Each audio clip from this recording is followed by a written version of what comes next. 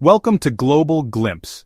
We take you beyond the headlines. We look at the world's most iconic cities, not just for their beauty, but for the complex realities that shape them. Tonight we turn our lens on a city that never sleeps, New York. A global symbol of ambition, culture and finance, yet another story is unfolding beneath the lights. We peel back the layers to find the untold story. New York City, it projects an image of unshakable strength, a global titan built on ambition and capital.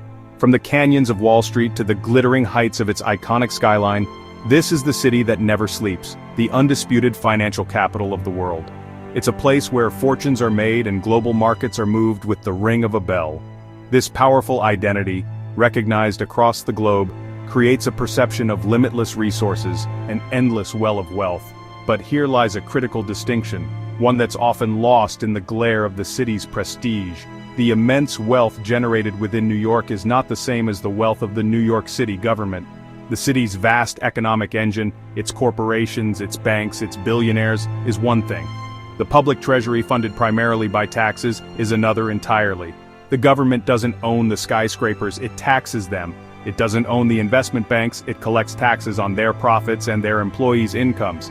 This public coffer is filled by a complex mix of property taxes, personal and business income taxes, sales tax, and funding from the state and federal governments. It's a finite pool of money, and it forms the basis of the city's operating budget. And that budget is colossal. Annually, the city government manages a budget that exceeds $100 billion. By law, this budget must be balanced each year. But balancing the books has become a high-wire act. For years, the city has been grappling with a structural deficit, a persistent underlying imbalance where the projected cost of running the city consistently grows faster than the revenues it collects. When that gap can no longer be closed with accounting maneuvers or one-time fixes, real trouble begins. So where does all that money go?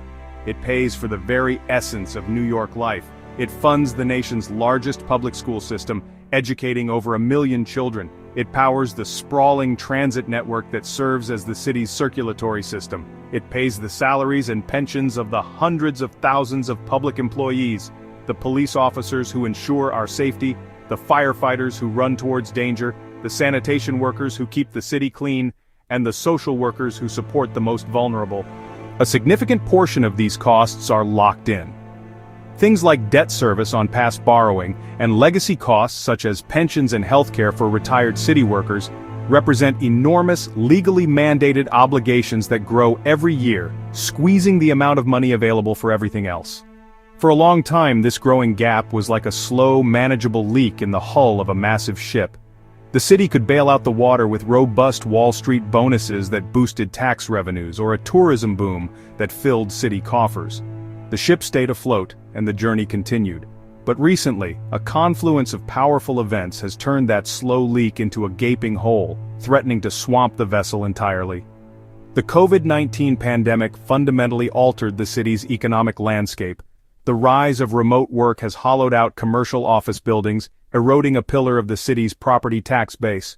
Tourism, while recovering, has yet to return to its pre-pandemic peak.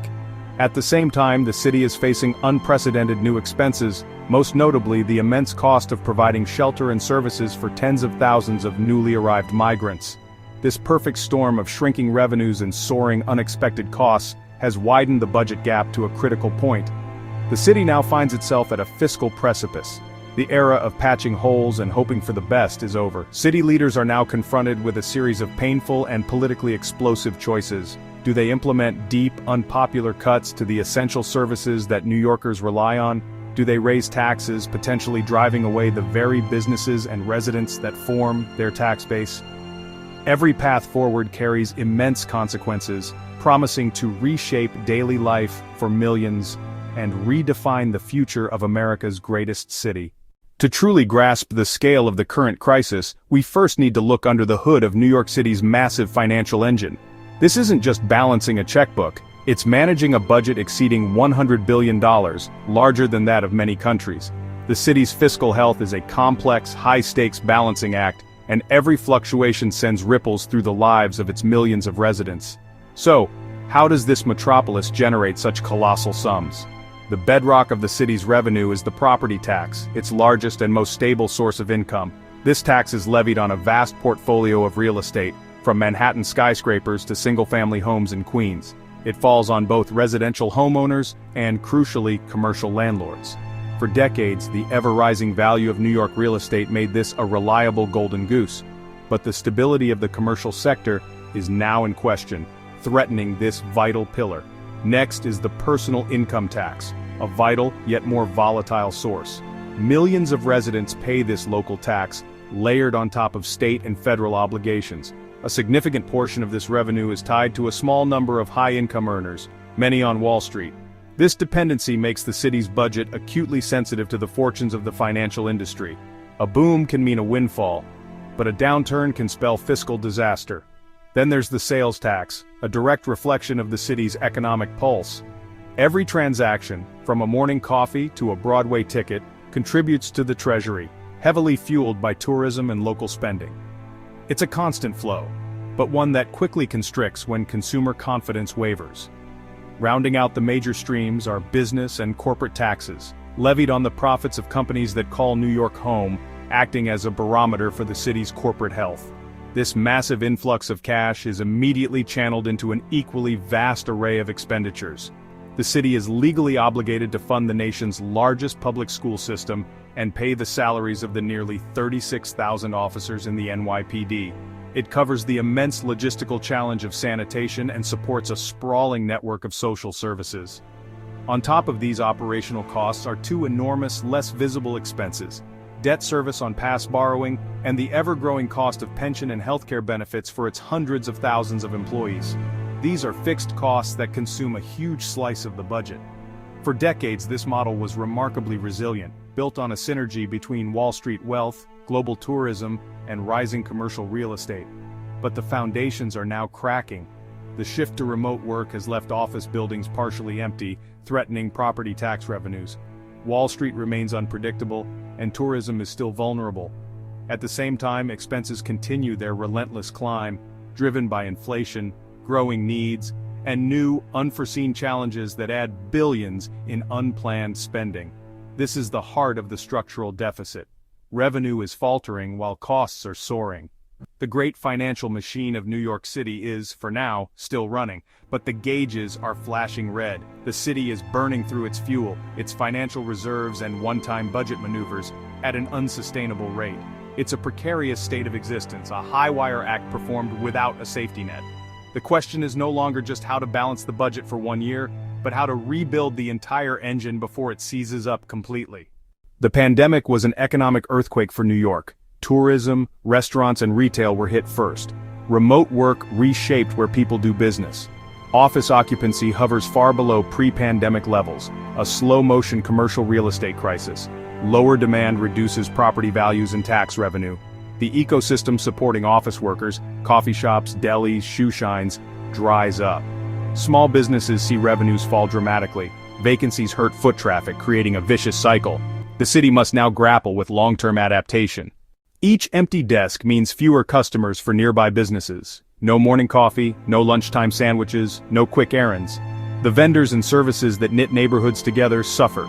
When small businesses close, jobs vanish across the 5 boroughs. Demand for city services rises just as the city's ability to pay shrinks. Empty storefronts degrade neighborhoods and discourage return to offices. The pain spreads from midtown towers to outer borough families. For millions of New Yorkers, this is felt in their wallets every day. Families see bills rise and wages lag. Housing shortages and high interest rates push rents to record highs. Inflation raises the cost of food and essentials. Transit costs bite into household budgets. Many are working more but getting less, growth skewed to lower-wage sectors. They see for lease signs in their communities and worry about safety and services. This is the human cost of a fiscal crisis. To truly grasp the scale of the challenge facing New York, we have to look at the numbers. These aren't just abstract figures, they are the vital signs of a metropolis at a critical juncture. Each number tells a story, of empty offices, of changing commutes, of a social contract being strained. And when you piece them together, the story they tell is a sobering one, a narrative of a city grappling with a fundamental shift in its economic foundation. The most immediate figure is the city's projected budget gap, approaching $7 billion for the upcoming fiscal year. And this isn't a one-time problem. Projections show these multi-billion-dollar deficits continuing for years.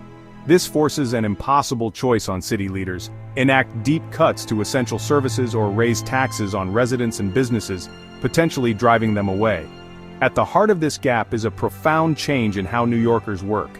Manhattan's office vacancy rate has soared to a record high of over 22%, double its pre-pandemic level. This is a direct symptom of the remote and hybrid work revolution.